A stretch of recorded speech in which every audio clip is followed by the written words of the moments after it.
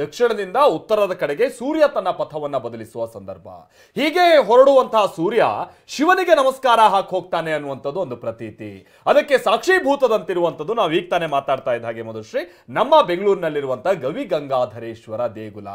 ಪ್ರತಿ ವರ್ಷ ನೀವು ನೋಡ್ತೀರಾ, ಗವಿಗಂಗಾಧರೇಶ್ವರ ದೇಗುಲದಲ್ಲಿ ಶಿವಲಿಂಗಕ್ಕೆ ಸೂರ್ಯನ ರಶ್ಮಿ ಸಿಂಚನ ಆಗುವಂತ ಸಂದರ್ಭ. ಸರಿಯಾಗಿ ಹತ್ತತ್ರ 5:15 ಸಂದರ್ಭದಲ್ಲಿ ನಾವಿವತ್ತು ಆ ಒಂದು ಸನ್ನಿವೇಶವನ್ನು, ಆ ದೃಶ್ಯವನ್ನ ನಾವು ಕಣ್ತುಂಬಿಕೊಳ್ಬಹುದು.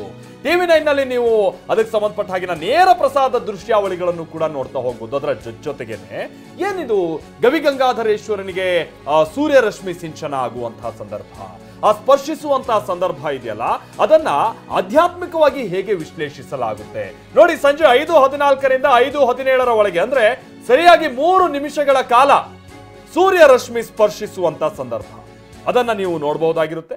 ಎಲ್ರಿಗೂ ಅಲ್ಲಿ ಹೋಗೋಕ್ ಸಾಧ್ಯ ಆಗಲ್ಲ, ಕೆಲವೇ ಮಂದಿಗೆ ಹೋಗೋದಕ್ಕೆ ಮಾತ್ರ ಅವಕಾಶ ಇರುವಂತದ್ದು. ಬಹಳ ಜನದಟ್ಟಣೆ ಅಲ್ಲೆಲ್ಲ ನಿಯಂತ್ರಿಸೋಕ್ಕೂ ಕೂಡ ಕಷ್ಟ ಸಾಧ್ಯ.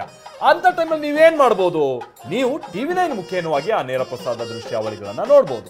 ಈಗ ತಾನೇ ಮಧುಶ್ರೀ ಅವರು ಹೇಳಿದಾಗೆ ದೇಗುಲದ ಬಾಗಿಲು ತೆರೆಯಲಾಗಿದೆ. ದೇಗುಲದ ಬಾಗಿಲು ತೆರೆದು ಇದೀಗ ವಿಶೇಷ ಪೂಜಾ ಪುನಸ್ಕಾರಗಳನ್ನ ಸಲ್ಲಿಸುವಂತ ಒಂದು ಸಂದರ್ಭವನ್ನ ಕೂಡ ನಾವಿಲ್ಲಿ ನೋಡ್ತಾ ಇದ್ದೀವಿ.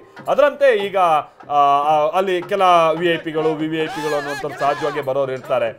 ಅವರಿಗೂ ಕೂಡ ಬಹಳ ಹತ್ತಿರದಿಂದ ಇದನ್ನು ನೋಡ್ಬೇಕು ಅನ್ನುವಂಥದ್ದು ಆಸೆ ಯಾರಿರುತ್ತೆ ಅಂಥವ್ರಿಗೆ ಕೆಲವರಿಗೆ ಅವಕಾಶವನ್ನ ಮಾಡ್ಕೊಳ್ಳಲಾಗಿರುತ್ತೆ. ದೇಗುಲಕ್ಕೆ ಸಂಬಂಧಪಟ್ಟ ಹಾಗಿನ ಆಡಳಿತಾಧಿಕಾರಿಗಳು ಜೊತೆಗೆ ಮುಖ್ಯ ಅರ್ಚಕರು ಇವರುಗಳು ಕೂಡ ಈಗ ದೇಗುಲದ ಗರ್ಭಗುಡಿ ಕಡೆಗೆ ಸಾಗ್ತಾ ಇರುವಂತ ಒಂದು ಪದ್ಧತಿಯನ್ನು ನಾವಿಲ್ಲಿ ನೋಡ್ತಾ ಇದ್ದೀವಿ. ಮಧ್ಯಾಹ್ನ 1 ಗಂಟೆಯವರೆಗೂ ಕೂಡ ಭಕ್ತಾದಿಗಳಿಗೆ ಅವಕಾಶವನ್ನ ಮಾಡಿಕೊಡಲಾಗಿತ್ತು ದೇವರ ದರ್ಶನವನ್ನ ಪಡೆಯೋದಕ್ಕೆ. ಇನ್ನು ಪ್ರಧಾನ ಅರ್ಚಕರು ಆಗಮಿಸ್ತಾ ಇರುವಂತಹ ಕ್ಷಣ ನೀವು ಗಮನಿಸ್ತಾ ಇದ್ದೀರಿ. ನೇರ ದೃಶ್ಯಾವಳಿಗಳನ್ನ ಗವಿಗಂಗಾಧರೇಶ್ವರ ದೇಗುಲದಿಂದ ನಾವು ನಿಮಗೆ ತೋರಿಸ್ತಾ ಇದ್ದೀವಿ.